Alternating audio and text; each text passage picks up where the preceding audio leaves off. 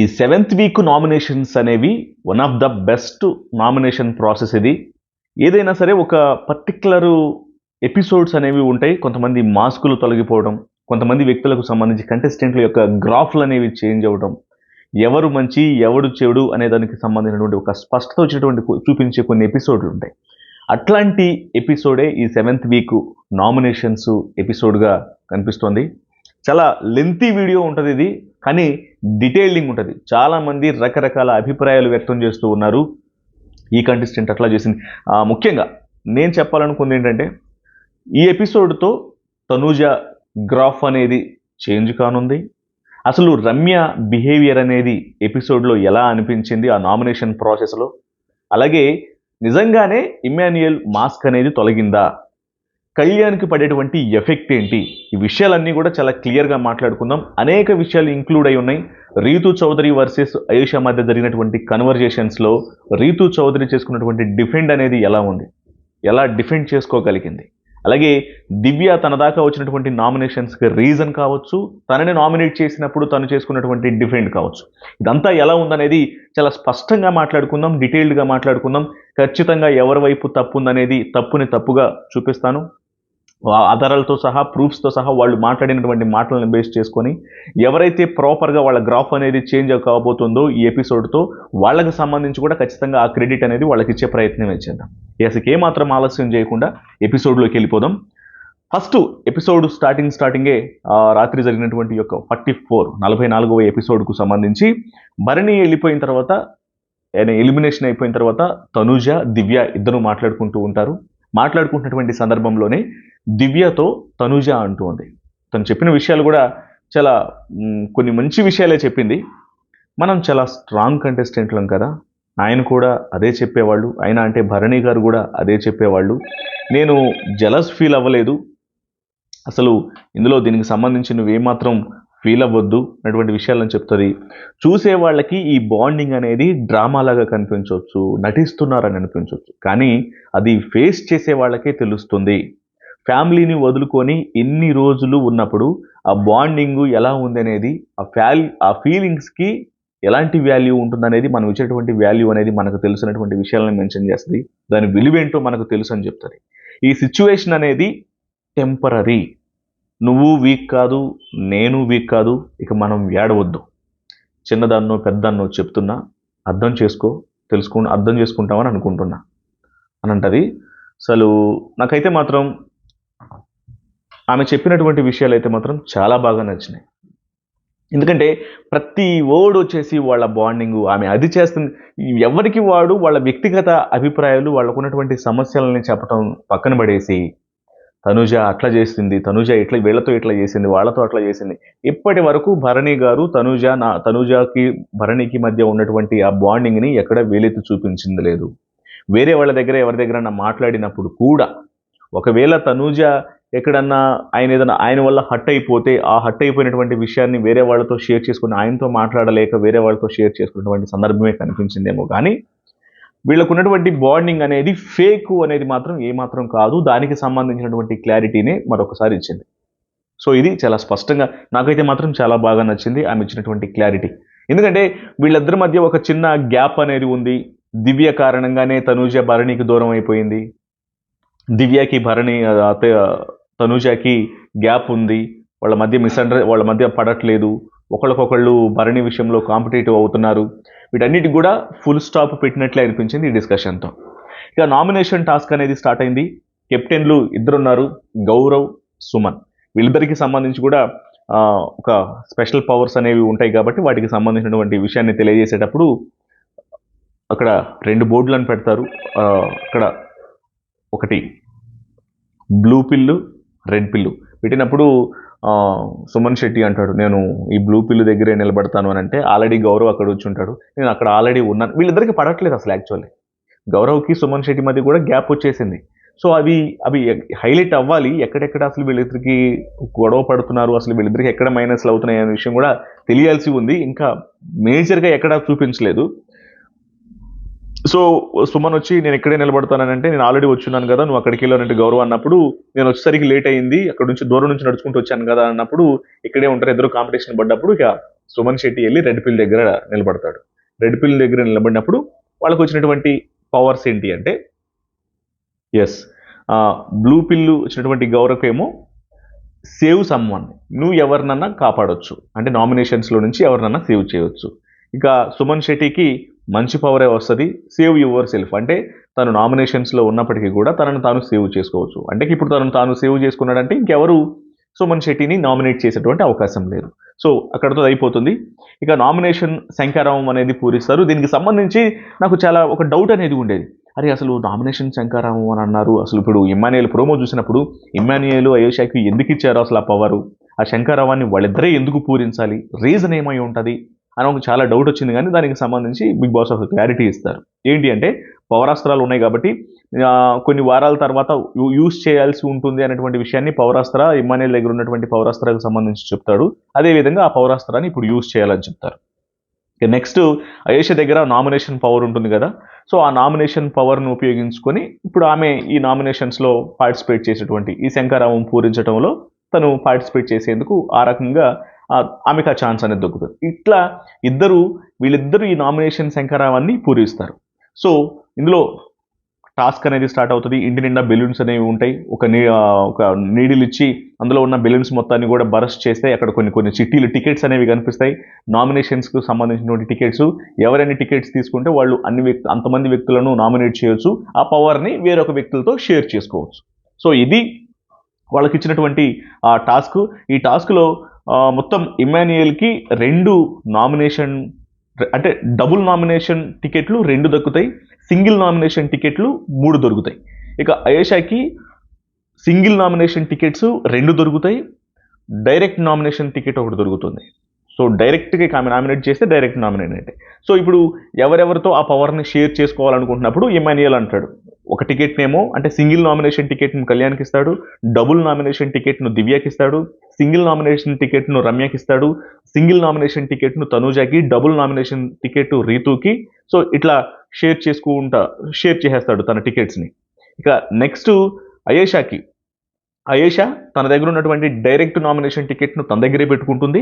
ఇక ఒకటి single nomination ticket 2 చేయి కాబట్టి ఒకటి సంజనాకి ఇస్తుంది, ఒకటి సాయికి ఇస్తుంది. సో అంటే వీళ్ళు కన్విన్స్ చేసుకున్నప్పుడే ఈ టికెట్లు సంపాదించుకోవడానికంటే ముందు వాళ్ళని కన్విన్స్ చేయాలన్నప్పుడు ఎవరెవరిని నామినేట్ చేయాలనుకుంటున్నారు ఏంటి అని అయేషా అలాగే ఇమ్మాన్యుయల్ ఇద్దరు కూడా ఒక అండర్స్టాండింగ్కి వచ్చి వాళ్ళకు నచ్చినటువంటి వ్యక్తులకు వాళ్ళు ఎక్కడెక్కడ ఇమ్మాన్యుయల్ ఒక గేమ్ ప్లాన్ చేస్తాడు. ఇందులో తను ఇబ్బంది పడకుండా, తన వరకు ఏ విషయం అనేది రాకుండా వాళ్ళు కొట్టుకు చేస్తే నాకు అవసరం లేదు, నన్ను నామినేట్ చేయకుండా ఉంటే చాలు అన్న దాంట్లోనే తను వెళ్తాడు ముందుకి. సో ఆ రకంగా జరుగుతుంది. ఇదే లాస్ట్లో బెడిసికొట్టినటువంటి పరిస్థితి కూడా ఎదురైంది. ఇక ఈ 7th వీక్ నామినేషన్ ప్రక్రియ స్టార్ట్ కాగానే ఫస్ట్ అయేషా దగ్గర ఉన్నటువంటి డైరెక్ట్ నామినేషన్ టికెట్ను రీతు చౌదరి మీద ప్రయోగిస్తుంది. నా డైరెక్ట్ నామినేషన్ రీతు చౌదరి అనే విషయం చెప్తుంది అయేషా. నేను ప్రోమోలో చాలా స్పష్టంగా తెలియజేయడం జరిగింది, అయేషా యొక్క ప్రవర్తన యొక్క నామినేషన్ ప్రాసెస్లో యారగెన్స్, యాటిట్యూడ్, ఓవర్ యాక్షన్ ఇవన్నీ కలగలిపి ఈ నామినేషన్స్లో అయేషా ప్రవర్తించింది అనేది మాత్రం నాకు చాలా స్పష్టంగా అనిపించింది. దానికి సంబంధించి రీజన్స్, వాళ్ళ మధ్య జరిగినటువంటి కన్వర్జేషన్స్ కూడా మాట్లాడుకున్నాం. సో ఫోమ్ కొట్టి తగిన కారణాలతో ఆమెను రీతు చౌదరిని నామినేట్ చేయాల్సిన పరిస్థితి వచ్చినప్పుడు ఫోమ్ కొడుతుంది, వచ్చి రీజన్ చెప్తున్నటువంటి సందర్భంలో నా రీజన్ ఏంటంటే అనగానే రీతు చౌదరి అంటది ఒక్క నిమిషం అది క్లీన్ చేసుకోవాలి, ఒక్క నిమిషం అనగానే ఇక్కడ అందరు నీకోసం వెయిట్ చేయాలా, నీకోసం ఇక్కడ అందరూ వెయిట్ చేయాలా అని అడుగుతుంది ఇదే యాటిట్యూడ్తో, ఇక్కడ నీకోసం అందరూ వెయిట్ చేయాలా అని. అరే ఈ ఫోమ్ తీస్తేనే కదా మాట్లాడేది, ఇప్పుడు నువ్వేం చెప్తున్నావో దానికి నేను సమాధానం చెప్పాలంటే కొంచెం క్లీన్ చేసుకుంటేనే కదా నేను ప్రాపర్గా మాట్లాడగలుగుతాను అనే విషయం అది. ఇక అనగానే అయేషా అంటది, నీ ఓవర్ యాక్షను ఈ ఇంట్లో నాకు అసలు నచ్చలేదు, నువ్వు వచ్చిందే లవ్ కంటెంట్ కోసం, పెద్ద అసలు రావటం అంటే ఏం లేదు, వాళ్ళ మీద పడిపోవడమే అన్నట్టు తప్ప మనం ఏం మాట్లాడుతున్నాం, ఎటువంటి స్టేట్మెంట్లు పాస్ చేస్తున్నాం, ఆ స్టేట్మెంట్లు పాస్ చేస్తే అవి మనకి ఎంత ఎఫెక్ట్ అవుతాయి, అవతల వ్యక్తులు ఈ విషయంలో ఆ అమ్మాయికి ఒక క్లారిటీ లేదు, పిచ్చిగా మాట్లాడేస్తుంది, ఏదో తెలియక మాట్లాడుతుంది అనుకోవడానికి ఏమాత్రం లేదు. చాలా క్లియర్గా. తర్వాత దివ్య నామినేషన్ వచ్చినప్పుడు అదే చెప్తుంది, నాకు కొంచెం నేను ఎట్లా ర్యాష్గా బిహేవ్ చేస్తాను, నేను ఇలాగే మాట్లాడతాను, నేను కొంచెం ఇలాగే అందరినీ అంటూ ఉంటాను, నాకు ఆ విషయం తెలుసు, కానీ నేను మార్చుకోను, గత సీజన్లో కూడా నేను ఇలాగే ఉన్నాను, కాకపోతే నేను రియల్గా ఉంటాను, ఏది దాచుకోను అని. అరే నేను ఏది 60 అక్కడ ఆల్రెడీ తమిళ సీజన్లో కూడా ఇట్లాగే ఉండొచ్చాను, నేను జెన్యున్గానే ఉంటాను మనసులో, కాకపోతే మార్చుకుంటానని చెప్పలేను కానీ కంట్రోల్ చేసుకునే ప్రయత్నం చేస్తానని అంట దివ్య నామినేట్ చేసినప్పుడు. ఇప్పుడు మనం ఎలా ఉంటున్నాం అనేది కాదు, నువ్వు జెన్యున్గా అంటే నువ్వు దాచుకుంటున్నావా బయట పెడుతున్నావు అంటే నువ్వు ఎట్లా ప్రవర్తన చేస్తున్నావు అనేది కూడా ఇంపార్టెంట్ కదా, నువ్వు ఎట్లా బిహేవ్ చేస్తున్నావు అనేది ఇంపార్టెంట్. అవతల వాడి మీదకి వెళ్ళి చెంపదెబ్బలు ఒకటి కొట్టేసి నేను జెన్యున్గా బిహేవ్ చేశాను, నేను ఏది దాచుకోకుండా నేను కొట్టాను అంటే ఎందుకు కొట్టావు అనేది రీజన్ కదా, దాని వెనకాల కారణం ఏంటనేది కదా. ఫర్ ఎగ్జాంపుల్ చెప్తున్నా, అసలు రీజను అంటే తను చేసినటువంటి మిస్టేక్స్ అన్ని తెలిసి కూడా మిస్టేక్స్ చేయటం అంటే ఈ రకంగా తను లైమ్ లైట్లో ఉండాలి, ఎపిసోడ్లో హైలైట్ అవ్వాలి అంటే మనం అనుకుంటాం కదా మంచో చెడో ఏదో ఒక రకంగా హైలైట్ అవ్వాలని, ఆ రకమైన యారగెన్స్, యాటిట్యూడ్, ఓవర్ యాక్షన్లతో కూడినటువంటి ఇంటెన్షన్, ఆ రకమైన బిహేవియర్తోనే తిను పాపులర్ అవ్వాలనుకుంటుంది అనేది చాలా స్పష్టంగా తెలుస్తుంది. అయినప్పటికీ కూడా రీతు చౌదరి ఆమె అన్న మాటల్ని ఏమాత్రం మనసులో సైలెంట్గా ఉండకుండా తిప్పికొట్టినటువంటి సందర్భమే. చివరికి ఒకానొక టైంలో అయేషాకి పిచ్చి పీక్స్కి వెళ్ళిపోయి అసలు ఇంకా బాగా కోపం తెప్పించగలిగింది రీతు చౌదరి కూడా. సో అంటది, నేను నీకు చెప్పాను లవ్ కంటెంట్ కోసం వచ్చావనంటే, నేను నీకు చెప్పానా నేను లవ్ చేస్తున్నాను, లవ్ చేసుకుంటూ తిరుగుతున్నాను అని చెప్పని నీకేమన్నా చెప్పానంటే బిగ్ బాస్ అని అది చెప్పేసి బిగ్ బాస్ నేను డైరెక్ట్ నామినేషన్ రీతు చౌదరిని చేస్తున్నాను అని ఇంక వెళ్ళిపోతుంది. అసలు వచ్చేసి నా కారణాలు ఇది, లవ్ కంటెంట్ కోసం వచ్చావు, ఇక్కడ నువ్వేం చేయట్లేదు అని రకరకాలుగా మాట్లాడేస్తుంది, వెళ్ళిపోయి కూర్చుంటుంది. కూర్చొని నేను వచ్చి మాట్లాడాలరా అంటే నువ్వేమన్నా రీతు ఇది లైవ్ ఎపిసోడ్లో చూపించలేదు, లైవ్లో చూపిస్తారు, అయేషా నామినేషన్ గురించి రీతు నువ్వేమన్నా మాట్లాడాలనుకుంటున్నావు అని బిగ్ బాస్ అడిగినప్పుడు నేను చెప్పాల్సిన రీజన్ నేను చెప్పేశాను, ఇక నేను ఆమె చెప్పాల్సింది అనుకోవట్లేదు, నేను కన్విన్స్ అవ్వాలనుకోవట్లేదు అని అంటూ ఉంటుంది. నిన్ను కన్విన్స్ చేయడం గురించి కాదు కదా ఇక్కడ అవతల వాళ్ళు డిఫెండ్ చేసుకునేది, నువ్వు వేసినటువంటి పిచ్చి పిచ్చి స్టేట్మెంట్లు ఏదైతే చేసావో ఆ స్టేట్మెంట్ల మీద వాళ్ళ యొక్క అభిప్రాయాలని వాళ్ళు డిఫెండ్ చేసుకోవాల్సినటువంటి బాధ్యత ఉంది. ఎవడైనా సరే ఒకడు నన్ను ఒక మాట అనేస్తే నేను సైలెంట్గా ఎందుకుంటాను, నువ్వు చేసింది అంత పెద్ద తప్పు అనేది ఖచ్చితంగా నేను అవతల వాళ్ళకి తెలియజేసే ప్రయత్నం చేస్తాను కదా, నేను అవకాశం ఇవ్వను అనే ప్రయత్నం కూడా చేస్తుంది. అలానే అయేషా నామినేషన్ గురించి ఏమైనా చెప్తాను అడుగుతాడు, అసలు నేను అమ్మాయి చెప్పేది వినను, చెప్పినా కన్విన్స్ అవ్వననే విషయాలు చెప్తుంది. నాకు అనిపించిందే, నేను చూసిందే నేను చెప్తున్నా, నేను బయట నుంచి ఏదైతే చూశానో, ఇక్కడ నాకు వచ్చిన తర్వాత ఏదైతే అనిపించిందో నేను ఆ విషయాలనే చెప్తున్నా. అంటే నీకు అనిపించింది, నువ్వు చూసింది, నీకు అనిపించింది ఏదైతే నువ్వు అంటున్నావో అది తప్పు అని నేను అంటున్నా, నువ్వు చూసింది, నువ్వు అనేది నిజం కాదు అనే విషయం చెప్తుంది రీతు. అంటే అనగానే అయేషా ఎందుకే నీకు వీళ్ళ మధ్య డి అంటే నడుస్తుంది ఫైట్, ఒకళ్ళకొకళ్ళు గట్టిగా మాట్లాడేసుకుంటూ ఉంటారు. ఈ సందర్భంలోనే ఎందుకే నీకు అంతటి అడ్డు, పోవే, ఎందుకే, ఇట్లా మాట్లాడుతుంది. సో దీన్ని ఏమంటారు మరి, బలుపెక్కిన మాటలే కదా ఇవి. ఎంత అహంకారంతో కూడినటువంటి బలుపు, అహంకారం, యాటిట్యూడ్, యారగెన్సీ, ఓవర్ యాక్షన్, ఎన్ని పదాలైతే ఈ రకమైనటువంటి క్యాండిడేట్లకు పెడతారో అన్ని పదాలతో కూడినటువంటి ప్రవర్తన అక్కడ స్పష్టంగా ఆడియన్స్ కనిపిస్తుంది.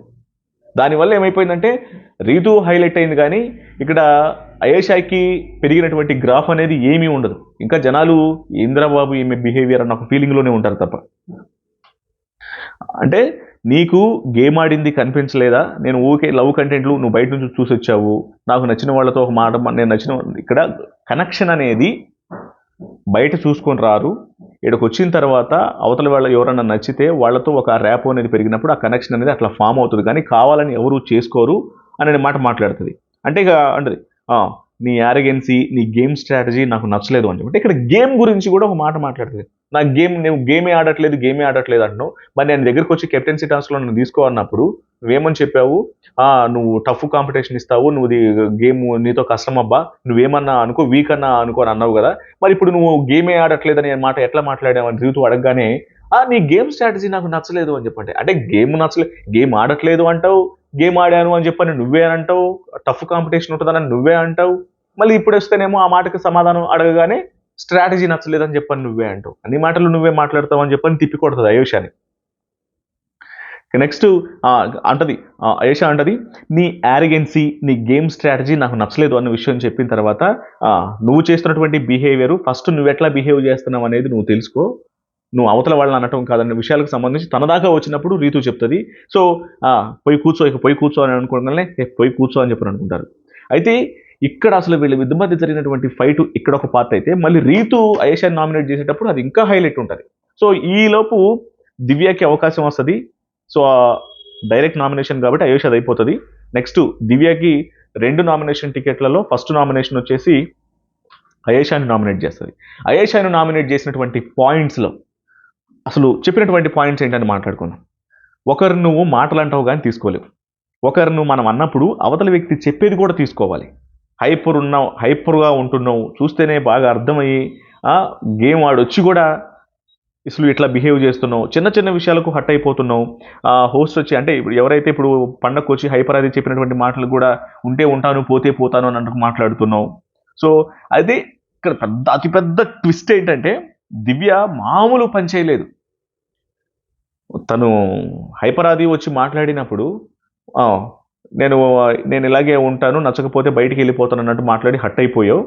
నీకు నిజంగా బయటికి వెళ్ళాలిపోవాలని ఉంటే ఇప్పుడు నేను నా నామినేషన్ వేస్తున్నాను కాబట్టి అది నీకు ఇంకా ఈజీ అయిపోతుంది, ఈజీగా బయటికి వెళ్ళిపోవచ్చు నువ్వు అంటే ఫీజులు ఎగిరిపోతాయి. అమ్మా ఏంద్రా అమ్మ ఎట్లా మాట్లాడిందని అనిపిస్తుంది ఒక్కొక్కటి. వెళ్ళిపోవడానికే సిచ్యువేషన్ నేను ఈజీ చేస్తున్నా, ఎందుకంటే నామినేషన్లోకి తీసుకొచ్చాను అనుకో వెళ్ళిపోవడానికి ఈజీ అయిపోతుంది కదా, నామినేషన్లో ఉంటేనే కదా బయటికి పంపించేది, అందుకే నీకు ఈజీ చేస్తున్నా అని చెప్తుంది దివ్య. నెక్స్ట్ సాయిని నామినేట్ చేస్తుంది. సాయిని నామినేట్ చేసినప్పుడు దివ్య చెప్పినటువంటి రీజన్స్ అనేవి నాకు పెద్దగా ఎందుకో సరైనటువంటి రీజన్ లేదు అన్న ఫీలింగే ఏర్పడింది. అయితే మర్చిపోయాను, ఇప్పుడు అయేషాని నామినేట్ చేసినప్పుడు దివ్య అయేషా కూడా సమాధానం చెప్పుకోవాలి కదా, అప్పుడే చెప్తుంది. దివ్యకి చెప్పినప్పుడు అసలు ఏమాత్రం అగ్రెసివ్ అవ్వదు. నేను ఇంతకుముందు ఏదైతే చెప్పానో, నేను గత సీజన్లో తమిళ్లో ఆడినప్పుడు కూడా ఎట్లనే ఉన్నా, నా ప్రవర్తన అనేది ఖచ్చితంగా కొంత రూడ్గా ఉంటుందని తెలుసు, ర్యాష్గా ఉంటుందని తెలుసు, కాకపోతే నేను ఉన్నట్టు మాట్లాడేస్తా, అది కొంచెం ఇబ్బందిగా ఉంటుందనే సంగతి తెలుసు, అది నేను మార్చుకోనని సెకండరీ కానీ కొంచెం కంట్రోల్ చేసుకునేటువంటి ప్రయత్నం చేస్తా. ఆయన వచ్చి అన్నప్పుడు కూడా నేను ఎందుకు అన్నానంటే అలా మాట్లాడినప్పుడు సరే ఆడియన్స్ ఉంచుతాం లేకపోతే బయటికి పోతాం కదా అన్న ఉద్దేశంతోనే మాట్లాడా అని చాలా కూల్గా చెప్తుంది. రీతుతో చేసినటువంటి అంటే ఆమె మీద ఉన్నటువంటి అభిప్రాయం ఏమి మీద ఉన్నటువంటి అభిప్రాయం అనేది చేంజ్ అయిపోయింది కాబట్టి చాలా కూల్గా వినేసి ఓకే చూస్తా, నువ్వు చెప్పావు కదా సరే ఆలోచిస్తా అన్నట్లుగానే కంట్రోల్గా మాట్లాడుతుంది. నెక్స్ట్ దివ్య సాయిని నామినేట్ చేస్తూ అవతల వ్యక్తులు చెప్పే విషయాన్ని వినవు, నీకు నచ్చిన విషయం మాత్రమే మాట్లాడాలనుకుంటావు, అవతల వ్యక్తులు ఏం చెప్తున్నారనేది కూడా నీకు సంబంధం లేకుండా బిహేవ్ చేస్తావు అన్నప్పుడు వీళ్ళిద్దరి మధ్య కొంత వార్ అనేది జరుగుతుంది. ఇందులోనే కొన్ని దివ్య చెప్పినటువంటి రీజన్ అనేది సరైనది కాదు, కానీ దాన్ని డిఫెండ్ చేసుకునే విధానంలో సాయి మాట్లాడినటువంటి మాటలు అనేవి ఇంకొంచెం మైనస్గా మాట్లాడతాడు, చాలా మైనస్గా మాట్లాడతాడు. ఈమె చెప్పిన రీజన్స్ ఏంటంటే నువ్వు చెప్పాలనుకున్నదే చెప్తావు కానీ అవతల వాళ్ళు చెప్పేది వినవు, మేము ఏదైనా వచ్చి చెప్తున్నాం అనుకో నువ్వు వినాల్సిన వరకే వింటావు, లేదు నీకు ఏదైనా ఆపోజిట్గా తగులుతుంది అనుకో అది వినే ప్రయత్నం చేయవు, మధ్యలో మాట్లాడినవంటే అసలు ఈ నామినేషన్ ఎపిసోడ్స్లో కూడా ఆమె మాట్లాడుతుంటే చెప్పే రీజన్స్ని కూడా మధ్యలో అడుగుతారు, రీజన్స్ చెప్పు అది చెప్పని పూర్తిగా సెంటెన్స్ను ఫామ్ అవ్వనివ్వడు, అసలు ఆ విషయాన్ని క్లియర్గా చెప్పనివ్వడు, ఇలా చేస్తూ ఉంటాడు. వాస్తవానికి దివ్య చెప్పినట్టు జనరలైజ్ చెప్పినట్టు చేసేటువంటి నామినేషన్ ఏదైతే ఉంటుందో రీజన్స్ చెప్పకుండా దానికి వర్త్ ఉండదు. నువ్వు అలా చేస్తావు ఇలా చేస్తావు అంటే రీజన్స్ అడిగినప్పుడు ఆ రీజన్స్ చెప్పట్లేదు అనుకో అన్నీ మొత్తం అంతే నువ్వు అలాగే చేస్తావు అంటే అది అవ్వదు, అది కరెక్ట్గా దానికి రీజన్స్ చెప్పాలి. అక్కడ మైనస్ అయినప్పటికీ ఈ నామినేషన్ ప్రాసెస్లో సాయి మాట్లాడినటువంటి కొన్ని మాటలు ఉంటాయి, మీరు ఫ్యామిలీని మెయింటైన్ చేసుకుంటూ మీరు ఒకరినొకరు సపోర్ట్ చేసుకుంటూ వెళ్తూ ఉన్నారు అనే మాటలు మాట్లాడగానే ఎవరి ఫ్యామిలీ ఏం ఫ్యామిలీ అంటే మీరేనండి, మీ వల్లే బర్నీ గారు గ్రాఫ్ తగ్గి ఎలిమినేట్ అయిపోయారు, ఆ విషయాన్ని హోస్ట్ గారు చెప్పారనేటువంటి ఒక బ్లండర్ స్టేట్మెంట్ని పాస్ చేస్తాడు. అరే నువ్వు అసలు స్టేట్మెంట్ ఎట్లా పాస్ చేస్తావు అంత క్లియర్గా విని కూడా దివ్య కూడా అదే అంటది. ఏమంటదంటే హోస్ట్ చెప్పింది ఏంటి, నువ్వు వచ్చినప్పుడు ఫస్ట్ ఇచ్చావు కానీ ఫస్ట్ ఇచ్చిన వ్యక్తులు కూడా ఇవాళ ఎలిమినేట్ అయిపోతున్నారు, మీ గేమ్ను సరిగా చూసుకోండి అనే విషయాన్ని హోస్ట్ చెప్పింది, నువ్వు నా వల్లే ఎలిమినేట్ అయిపోయారు ఆయన అని ఎట్లా మాట్లాడతావు నువ్వు? ప్రతి ఒక్కళ్ళు ఇది ఒక బాగా ఫ్యాషన్గా అలవాటు అయిపోయింది, అది నేను చెప్తున్నాను చెప్పింది ఇది, అదే విషయాన్ని దివ్య చెప్పేస్తుంది. అసలు భరణి వాళ్ళను అది ఇటు దివ్య వాళ్ళనో తనుజ వాళ్ళనో భరణి ఎట్లా ఎలిమినేట్ అవుతాడు, తన గేమ్ స్టైల్ అనేది తన గేమ్ని ఇప్పుడు వాళ్ళ ఎఫెక్షన్ వాళ్ళ బంధం అనేది నిజంగా భరణికి ఇబ్బంది అయినప్పుడు దాన్ని చేంజ్ చేసుకోవాల్సిన బాధ్యత భరణిదే.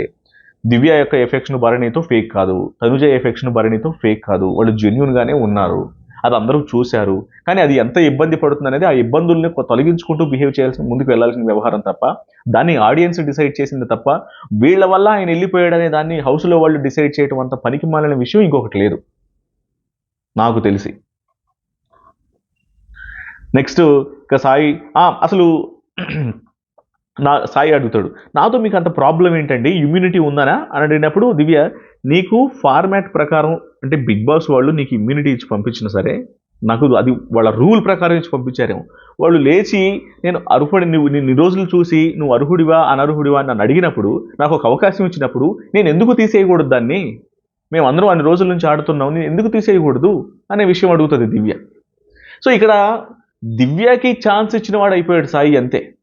ఆమె సరైనటువంటి రీజన్స్ లేకుండా నామినేషన్స్లోకి పెట్టినప్పటికి కూడా సాయి మాట్లాడినటువంటి మాటలే దివ్యకు ఛాన్స్ ఇచ్చినట్టు అయిపోయినాయి. ఓకే ఈ నామినేషన్స్కి వెలిడి లేదు అని చెప్పి అనుకుంటూ ఆపేస్తాడు. ఇక అది మీరు అర్థం చేసుకోకపోతే నా తప్పు కాదన్నట్టు దివ్య కూడా.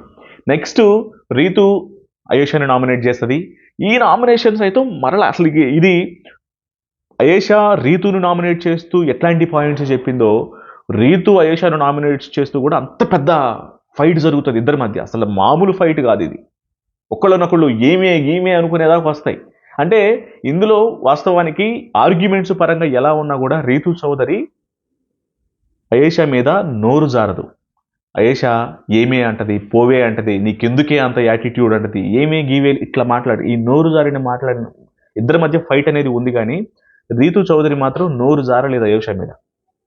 ఇలాంటివే ఒక కంటెస్టెంట్కి హైప్ తీసుకొచ్చేది, జనాలలో దృష్టిలో పాజిటివిటీని ఏర్పరిచేది.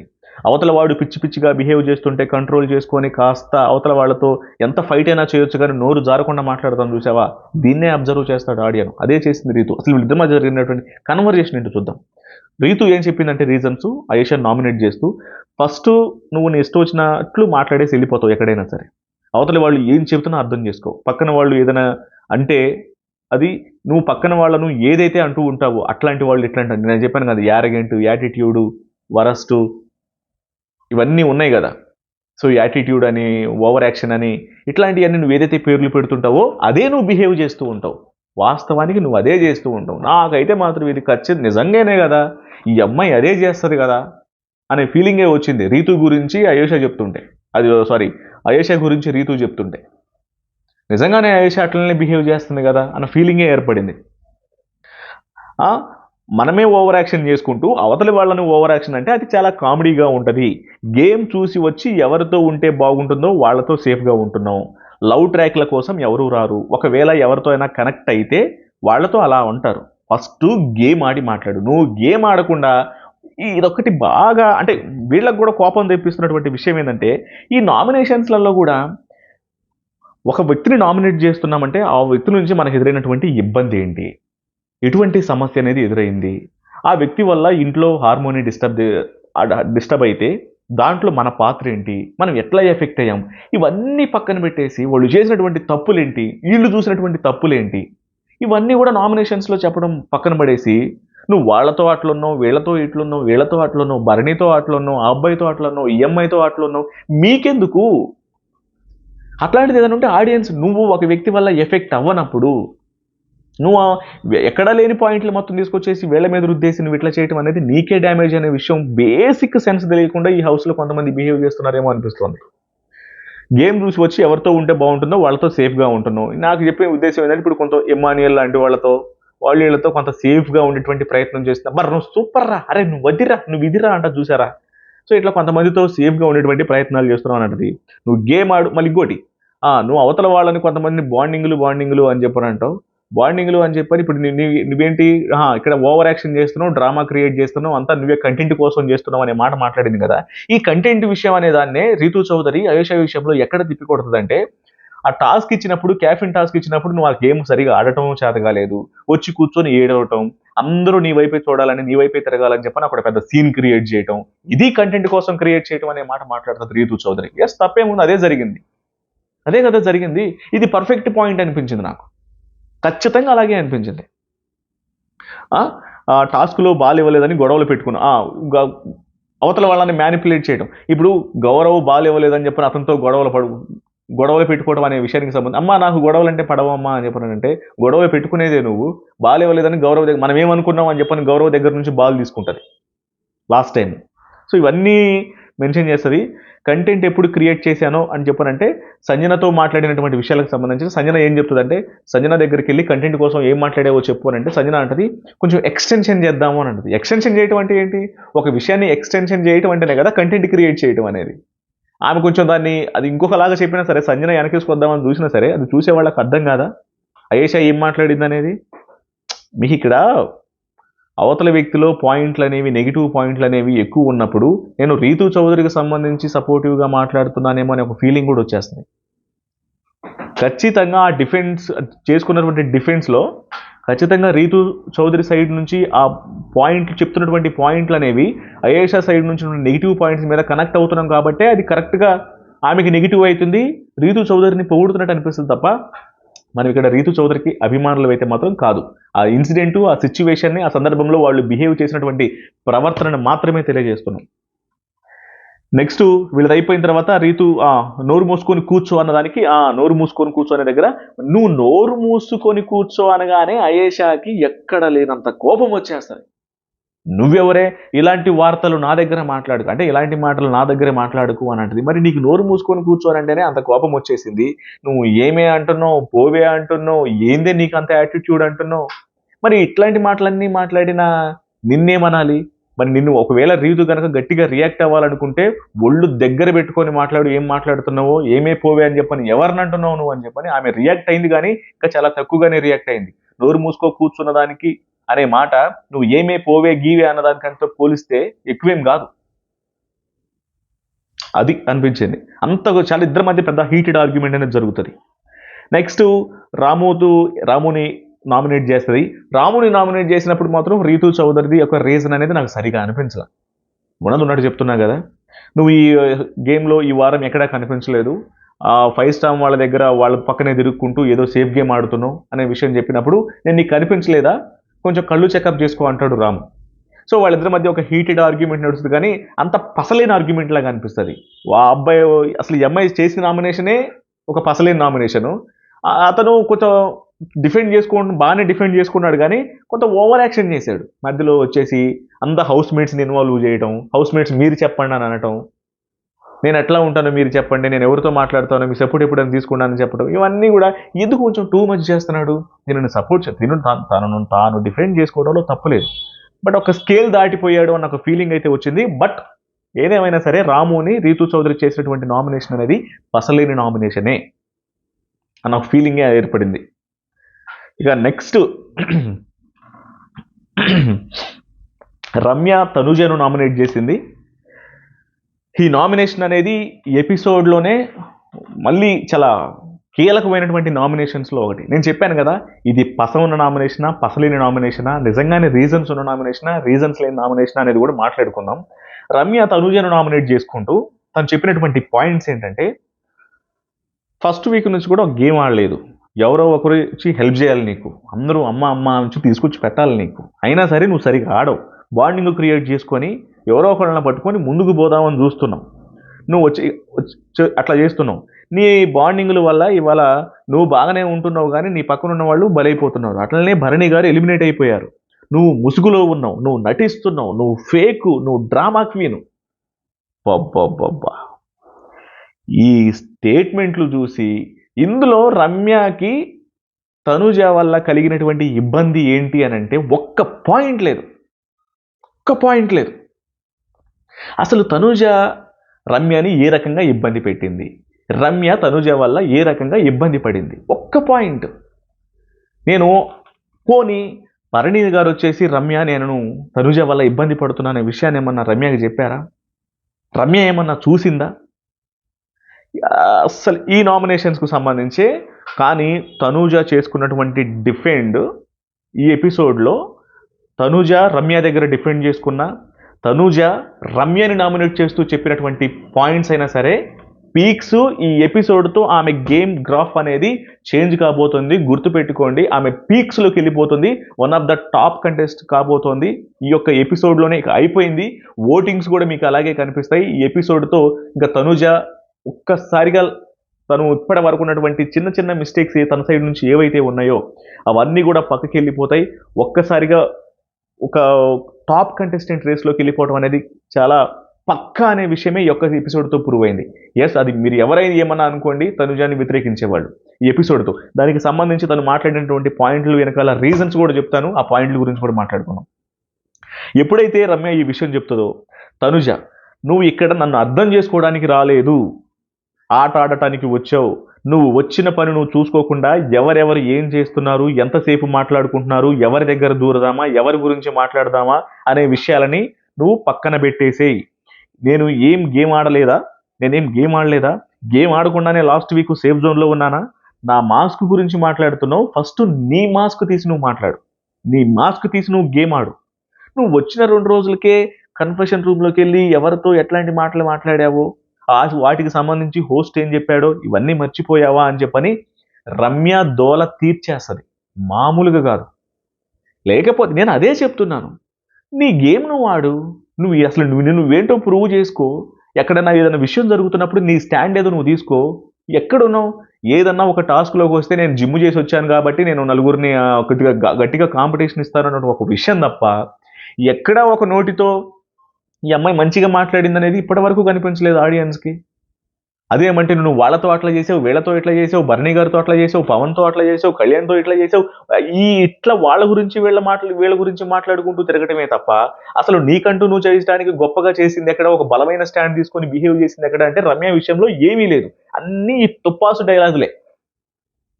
నువ్వు అది ఇది అని చెప్పని నోటికి వచ్చిన మాటలు మాట్లాడేస్తాం, స్టేట్మెంట్లు పాస్ చేయటం, ఇలాంటి వాళ్ళని ఎక్కువ కాలం ఉండనివ్వరు ఎట్లనే బిహేవ్ చేస్తే ఆ అమ్మాయి. సో ఈ డిఫెన్స్ మాత్రం ఆ అమ్మాయి ఎంత అయితే వరస్ట్గా బిహేవ్ చేసే ప్రయత్నం చేసిందో దాన్ని గట్టిగా తిప్పికొట్టింది తనుజ. మళ్ళీ అంటది రమ్య, అంటది నువ్వు ముసుగు దొంగవి అని చెప్పనంటది. ఎస్, నేను ముసుగు దొంగనే, కానీ నువ్వు ఏం మాట్లాడుతున్నావో, ఎట్లా మాట్లాడుతున్నావో నీ ఏజ్కి తగ్గట్టు మాట్లాడు. పెద్ద పెద్ద మాటలు మాట్లాడుతున్నావు, ఏజ్కి తగ్గట్టు మాట్లాడు అని చెప్పనండి. తను మైండ్ యువర్ వర్డ్. నీకు ఏజ్ పెరిగింది కానీ బుర్ర పెరగలేదు. నువ్వు వచ్చింది ఒకరిని పంపించడానికి, అలాగే ఒకరిని పంపించేసావు, ఇంకొకరిని లైన్లో ఉంచావు. అసలు ఈ స్టేట్మెంట్లు ఏందిరా నాయన, అసలు మామూలు స్టేట్మెంట్లు కాదు ఇవి. ఈ మాటలు మొత్తం విని మైండ్ యువర్ వర్డ్స్ అని అంటది తనూజ. సో మనుషుల్ని పంపించడానికి వచ్చినటువంటి దేవతమ్మ ఇద్దరి మధ్య హీటెడ్ ఆర్గ్యుమెంట్ జరుగుతున్నప్పుడు కాగేసినట్టు అరుస్తూ ఉంటుంది ఆ రమ్య అయితే. అసలు ఆ గొంతు, ఆ అరవడం, అర్థం లేని వాదన ఎంత ఉండి, నువ్వు మనుషుల్ని పంపించడానికి వచ్చినటువంటి దేవతమ్మ అని చెప్పని అనగానే దేవతనే వచ్చి దర్శనం చేసుకో అని అంటది తనూజ. సో అలా వాళ్ళ నామినేషన్ అనేది ఒక హీటెడ్ ఆర్గ్యుమెంట్తో ఆ నామినేషన్ అట్లా కంప్లీట్ అయిపోతుంది. నెక్స్ట్ సాయి కళ్యాణ్ని నామినేట్ చేస్తాడు.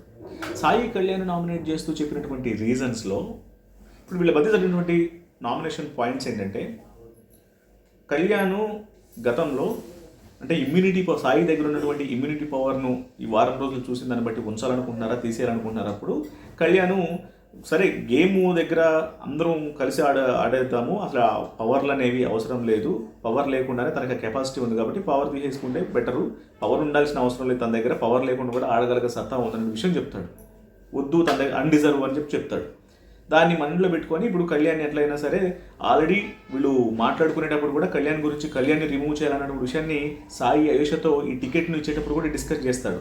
ఇప్పుడు తన దాకా వచ్చింది కాబట్టి ఇక కళ్యాణ్ని పక్కన పెట్టేందుకు టికెట్ ఆల్రెడీ ఆయుష ఇచ్చింది కాబట్టి కళ్యాణ్ మీద అస్త్రాన్ని ఉపయోగిస్తూ తను చెప్పినటువంటి రీజన్స్ ఏంటంటే, మీరు మా మీద ఫోకస్ చేశారు అంటే ఫైర్ స్టామ్ వాళ్ళ మీద ఎట్లయితే ఫోకస్ చేశారో మీ సైడ్ నుంచి కూడా మిస్టేక్లు జరుగుతున్నప్పుడు మిమ్మల్ని మీరు ఒకళ్ళకొకళ్ళు సర్ది చెప్పుకోవడం, ఒకళ్ళనొకళ్ళు క్షమించుకోవడం కాదు, మిమ్మల్ని మీ వాళ్ళే మీకు వెన్నుపోటు పొడిచినా సరే మీరు వాళ్ళని క్షమించేస్తున్నారు.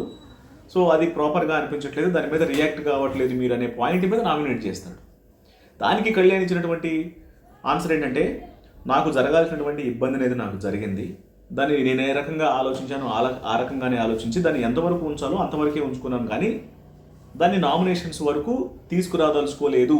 ఇదే విషయాన్ని నేను ఇంతకు ముందే నీకు ఆల్రెడీ చెప్పేశాను అనే మాట సాయికి క్లారిటీ ఇస్తాడు. దాని మీదే ఒక పాయింట్ ఇంకొక పాయింట్ ఆర్గ్యుమెంట్ జరిగినప్పటికీ కూడా ఇక నాకేమనిపించిందంటే అసలు ఒక వ్యక్తి ఇదే అంటాను నేను, వాళ్ళ మధ్య ఏం జరుగుతుంది, వాళ్ళు అట్లా చేసుకుంటున్నారు, వీళ్ళు ఇట్లా చేసుకుంటున్నారు అనేది నీకు ఎదురైనప్పుడు, మనకు ఎదురైనటువంటి ఇబ్బందుల గురించి ఒక సరైనటువంటి రీజన్ ఉంటే, అవతల వాళ్ళ చేతిలో నువ్వు బ్లేమ్ అయిపోయావు, అయినా సరే నువ్వు వాళ్ళని క్షమించేసావు, వాళ్ళ మీద నువ్వు యాక్షన్ తీసుకోలేదు, వాళ్ళు చేసినటువంటి నెగిటివిటీని ఎక్స్పోజ్ చేయలేదు, ఇవన్నీ అంటే అది అతని అభిప్రాయం కదా, కళ్యాణ్ అభిప్రాయం అది. అవతల వాడి చేతిలో ఎంతలా ఇబ్బంది పడ్డాడు, ఆ ఇబ్బందిని ఎంతవరకు తీసుకున్నాడు, దాని మీద ఎంతవరకు రియాక్ట్ అవ్వాలనేది అవతల వ్యక్తి చేతిలో ఉంటుంది. కానీ సాయి ఎట్లా డిసైడ్ చేస్తాడు? నిన్ను బ్యాక్ స్టాప్ చేసినా సరే నువ్వు వాళ్ళ మీద ఫైర్ అవ్వట్లేదు, వాళ్ళ మీద యాక్షన్ తీసుకోవట్లేదు, మా మీద పెట్టిన ఫోకస్ నువ్వు వాళ్ళ మీద పెట్టట్లేదు అని. సో ఒక సిల్లీగానే అనిపించింది. ఆ విషయంలో మాత్రం కళ్యాణ్ బాగా డిఫెండ్ చేసుకున్నాడు. కానీ ఇక్కడ బాగా డిఫెండ్ చేసుకున్నాడు, కానీ తర్వాత మాత్రం చాలా అంటే ఊహించని అన్ఎక్స్పెక్టెడ్ మిస్టేకే చేస్తాడు. అంటే అది వేరే నామినేషన్లే. సో అలా జరుగుతుంది వాళ్ళిద్దరి మధ్య నామినేషన్. నెక్స్ట్ మాట్లాడుకుంటూనే ఇంకా ఈ ఆర్గ్యుమెంట్లో నా నామినేషన్ అయిపోయింది బిగ్ బాస్ అనగానే, నువ్వు అట్లా ఊహించేసుకో మాకు సాయి అనుకుంటూ కళ్యాణ్ కూడా వెళ్ళిపోతాడు. నెక్స్ట్ తనూజ కౌంటర్ నామినేషన్, రమ్యని నామినేట్ చేస్తుంది. రమ్యని నామినేట్ చేస్తూ అసలు మామూలుగా ఉండదు ఈ సీక్వెన్స్. ఆమె చెప్పినటువంటి పాయింట్లు చూడండి ఎట్లా ఉంటాయో. తనూజ ఏం చెప్తుందో, హౌస్లోకి రావటమే ఒకళ్ళు వచ్చారు, రాగానే పచ్చళ్ళు తెచ్చారు, పచ్చళ్ళు తీసుకొచ్చి ఆ పచ్చళ్ళు అందరికీ ఇచ్చేటప్పుడు కొన్ని పేర్లు పెట్టారు, ఓవర్ యాక్టింగ్, సెల్ఫిష్, ఫేక్ అని ఇచ్చారు. వీళ్ళు ఏదైతే 6 పేర్లు పెట్టుకుంటూ పచ్చళ్ళని ఇవ్వటం జరిగిందో ఆ పచ్చళ్ళలో ఉన్నటువంటి పేర్లు మొత్తాన్ని కలగలిపి ఒక వ్యక్తికి ఇవ్వాలంటే అది రమ్య అనేస్తుంది. ఒకరి వలన ఇక్కడ నువ్వు బ్యాక్ బిచ్చింగో లేకపోతే ఒకళ్ళని ఇబ్బంది పెట్టావు, బాండింగ్ పేరుతో ఒకళ్ళకి ప్రాబ్లం జరిగిందని మాట్లాడినప్పుడు బ్యాక్ బిచ్చింగ్ చేసావు అనే విషయాన్ని అంటుంది కదా. బ్యాక్ బిచ్చింగ్ అని నాకు భరణి గారి వల్ల మా ఇద్దరి మధ్య కొంత డిస్టర్బెన్స్ అనేది ఎదురైతే ఆ డిస్టర్బెన్స్ నేను ఆయనకి చెప్పలేక, ఆయనతో మాట్లాడలేక ఆ విషయాన్ని నేను వేరే వాళ్ళకి షేర్ చేసుకున్నా, అంతే తప్ప అది బ్యాక్ బిచ్చింగ్, ఆయన గురించి తప్పుగా మాట్లాడటం, ఆ బంధాన్ని నువ్వు చెప్పాల్సినటువంటి అవసరం లేదు అనే పాయింట్ మాట్లాడుతుంది. నెక్స్ట్ రెండు చేతులతో కొట్టినటువంటి చప్పట్లు ఏదైతే ఉందో అంతకన్నా గొప్ప బ్యాక్ బిచ్చింగ్ కాదు ఇది. అంటే నా గురించి వేరే వాళ్ళ దగ్గరికి వెళ్ళి, అంటే కళ్యాణ్ గురించి మాట్లాడటం, కళ్యాణ్కి ఛాన్స్ ఇచ్చింది కాబట్టి, తనుజ ఛాన్స్ ఇవ్వబట్టే కళ్యాణ్ అట్లా చేశాడు, ఈఎంఐ దగ్గర కూడా మిస్టేక్ ఉంది, ఇవన్నీ కూడా నాకు చెప్పకుండా నువ్వు వేరే వాళ్ళతో వెళ్ళి చెప్పటం. సో ఈ 2 చేతులు కలిస్తేనే చప్పట్లని మీరు నా గురించి మాట్లాడుకున్నటువంటి మాటలు ఏవైతే ఉన్నాయో అంతకన్నా గొప్ప బ్యాక్ బిచ్చింగ్ కాదు ఇది. నాకు ఆ పర్సన్తో ఎదురైనటువంటి ఇబ్బందిని నేను వెళ్ళిపోయి వేరే వాళ్ళతో, ఆయన మీద ఉన్నటువంటి గౌరవంతో వేరే వాళ్ళతో చెప్పుకోవడం అనేది అనే మాట మాట్లాడుతుంది. నాకైతే మాత్రం ఇది సూపర్ పాయింట్ అనిపించింది. అంతే కదా, నీకు వాళ్ళ మధ్య ఉన్నటువంటి అంటే ఒకవేళ భరణి గురించి వేరే వాళ్ళ దగ్గర అంత బాగున్నప్పుడు భరణితోనే మాట్లాడొచ్చింది. కానీ బ్యాక్ బిచ్చింగ్ అని పెద్ద స్టేట్మెంట్ పాస్ చేసేంత విషయం కాదు ఇది. నేను డాడీ అని చెప్పి అనుకుంటూ ఉంటే, నాన్న అనుకుంటే, ఆయన కూడా ఇట్లా మిస్అండర్స్టాండింగ్ చేసుకుంటున్నట్టు ఇట్లా అవుతుంది, ఏం చేయాలో అర్థం కావట్లేదు షేర్ చేసుకోవడం. అది ఆయన అలాంటోడు ఇలాంటోడు అని చెప్తే అది బ్యాక్ బిచ్చింగ్. ఆయనతో మంచిగా ఉంటూ ఆయన గురించి నెగిటివ్గా మాట్లాడుతుంటే అది బ్యాక్ బిచ్చింగ్. వాళ్ళిద్దరి మధ్య డిస్టర్బెన్స్ వచ్చినప్పుడు ఆ డిస్టర్బెన్స్ రెక్టిఫై చేసుకోవడంలో భాగంగా వేరే వాళ్ళ దగ్గర అది మాట్లాడితే అది బ్యాక్ బిచ్చింగ్ ఎట్లా అవుతుంది? ఈమె చేసింది బ్యాక్ బిచ్చింగ్ అంటారు. ఇది బ్యాక్ బిచ్చింగ్ అంటే నువ్వు వెళ్ళి ఆమె అలా చేస్తుంది, అలా అవుతుంది, ఇలా అవుతుంది వీళ్ళిద్దరి మధ్య అనుకున్నప్పుడు, అరే మీ గురించి ఇట్లా అవుతుంది అని చెప్పని కళ్యాణ్కి చెప్పాలి, లేకపోతే రమ్య తనుజకు వచ్చి చెప్పాలి. చెప్పినా సరే వాళ్ళు వినట్లేదు అన్నట్టు వాళ్ళు తెలుసుకుంటారు, దాన్ని బట్టి బిహేవ్ చేసుకుంటూ ఉంటారు. అలా కాకుండా రావటమే అర్థం లేని గుండులు లేని తుపాకులాగా వచ్చేసి, బుల్లెట్లు లేని తుపాకులాగా వచ్చేసి పేల్చేస్తుంటే ఏమవుతుంది? తుస్సు అంటారు. అట్లనే అవుతుంది ఈ రమ్య పరిస్థితి కూడా. ఇంకోటి ఏంటి, ఒకరిని హట్ చేయాలని మంట పెట్టాలని వచ్చావా, లేక ఎవరు అసలు ఏమి ఆడుతున్నటువంటి గేమ్ ఎలా ఉందో తనుజ చెప్తాను చూడండి. తను చెప్పినటువంటి పాయింట్ ఏంటంటే, ఒకరిని హట్ చేయాలని మంట పెట్టాలని వచ్చావా, లేకపోతే ఎవరు ఎలా ఆడుతున్నారో చూసి వాళ్ళలోనే మ్యానిపులేట్ చేయాలని. అంటే తనుజకి రమ్య నుంచి ఎదురైనటువంటి ఎక్స్పీరియన్సెస్ ఏవైతే ఉంటాయో ఆ ఎక్స్పీరియన్స్లు మొత్తాన్ని కూడా ఆమె మీద చెప్పేస్తుంది.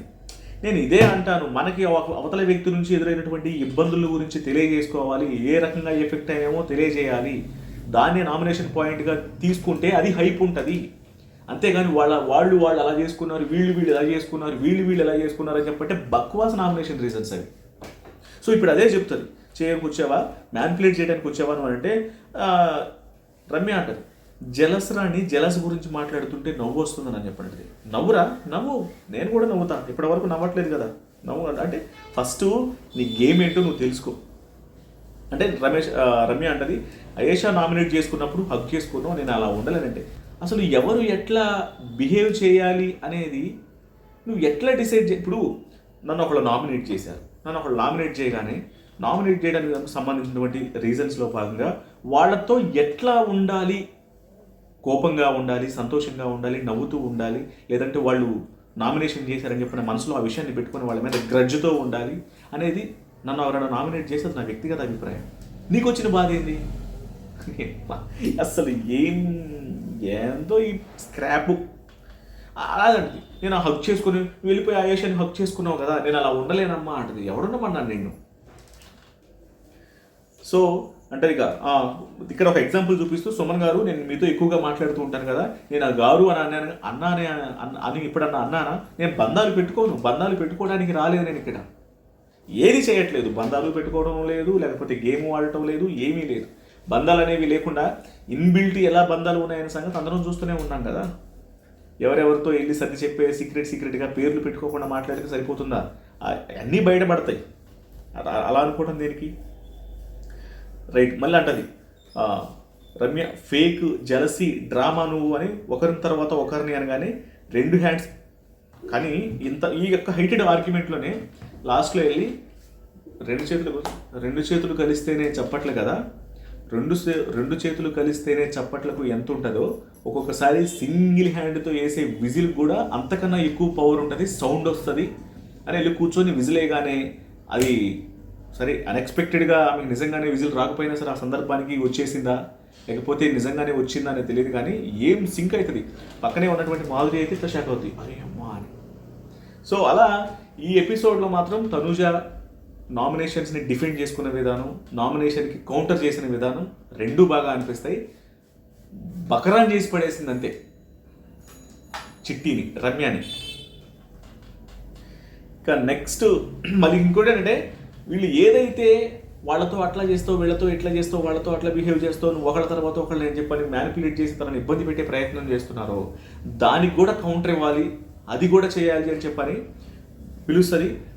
అరే నన్ను ప్యాంపరింగ్ చేయరంటది కళ్యాణ్ని, నా మీద చేయరు అంటే ఇట్లాంటి విషయాలను కూడా చూసి తమ గురించి తప్పుగా అనుకుంటున్నారు, ఇందులో ఏమీ లేదు అనే విషయాన్ని ప్రూవ్ చేసుకోవడం కోసమే అలా చేయించేసి పోయి కూర్చోవడం.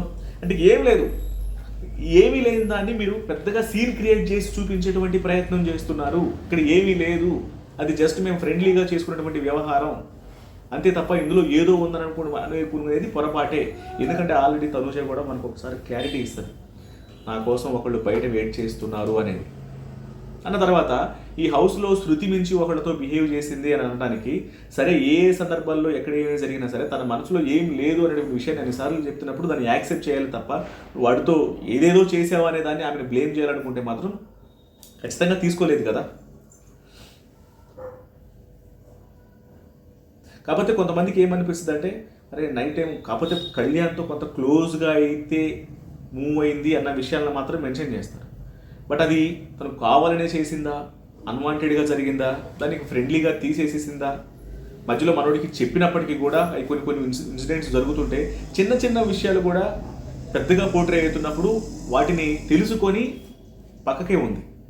పక్కకు ఉన్న తర్వాత కూడా మళ్ళీ అదే విషయాలను పోక్ చేయటం అనేది కరెక్ట్ కాదంటాను నేను. మిస్టేక్స్ చేసింది, ఆబ్వియస్లీ మిస్టేక్స్ జరిగినాయి, కానీ జరిగినటువంటి మిస్టేక్స్ను తెలుసుకొని అరే మనం మనసులో ఏమి లేని దానికి కొన్ని విషయాలు ఇట్లా బయటకు వెళ్తున్నాయి, ఇలా జరుగుతున్న విషయాల మీద కూడా ఇట్లా బయటకు జనాలు ఇట్లా అనుకుంటున్నారు కాబట్టి వీటి మీద జాగ్రత్తగా ఉండాలి, వీళ్ళు ఎన్నిసార్లు చెప్పినప్పుడు ఆ జాగ్రత్తను తీసుకున్నటువంటి మనిషిని మళ్ళీ అదే రీజన్స్ చెప్పి మళ్ళీ పొడుస్తామని చెప్పి తన ఎందుకు తీసుకుంటుంది?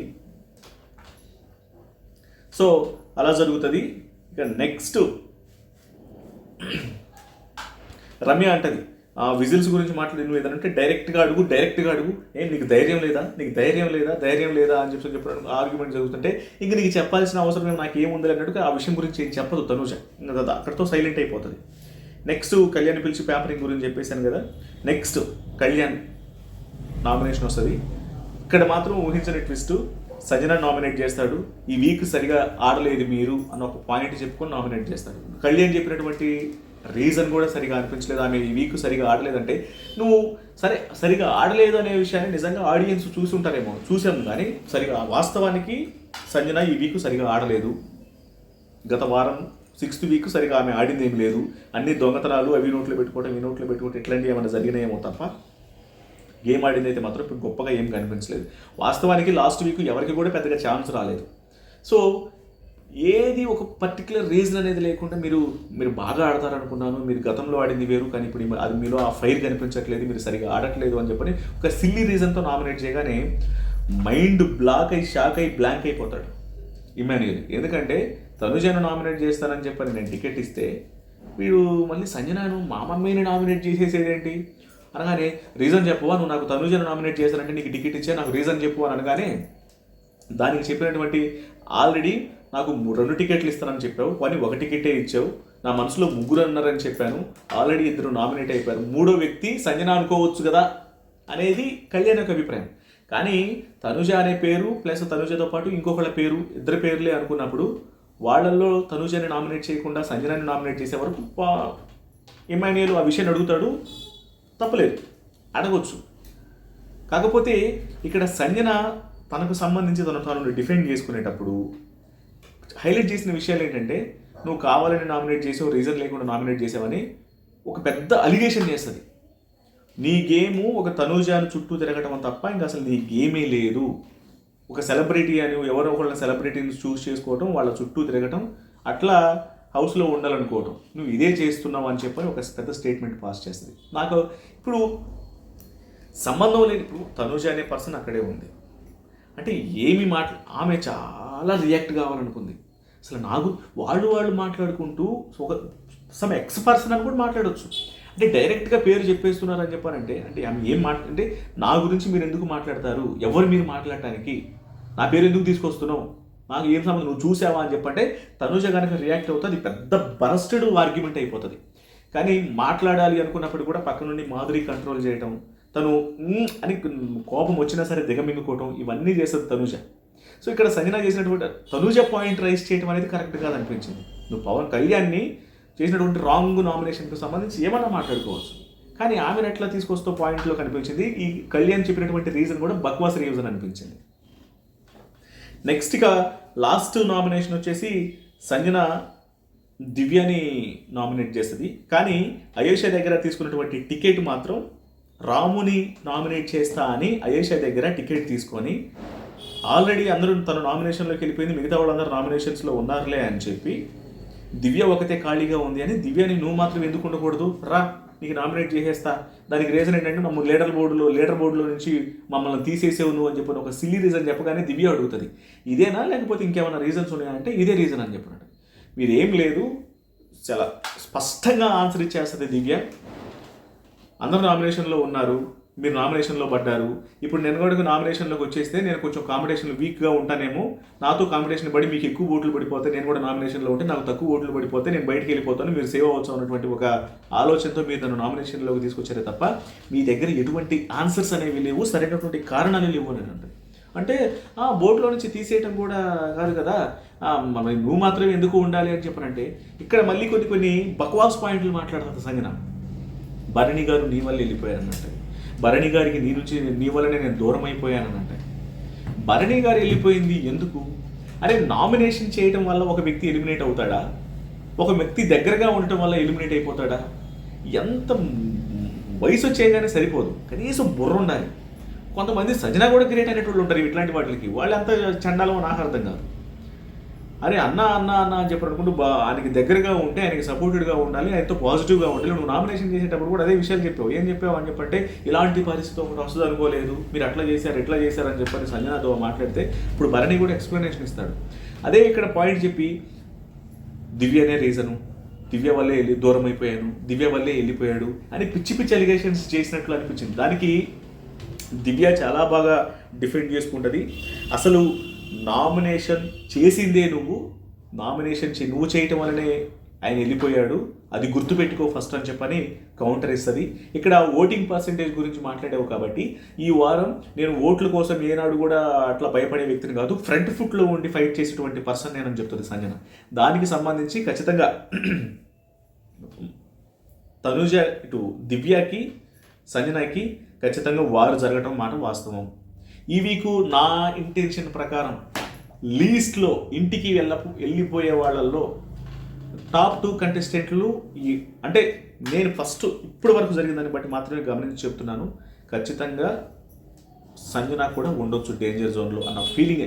ఆమె ఎంత కాన్ఫిడెంట్తో చెప్పినా సరే సంజన డేంజర్ జోన్లో ఉండటం కన్ఫర్మ్ అన్న ఒక ఫీలింగ్ అయితే కలిగింది. సో ఇలా ఈ నామినేషన్స్కు సంబంధించి జరుగుతుంది.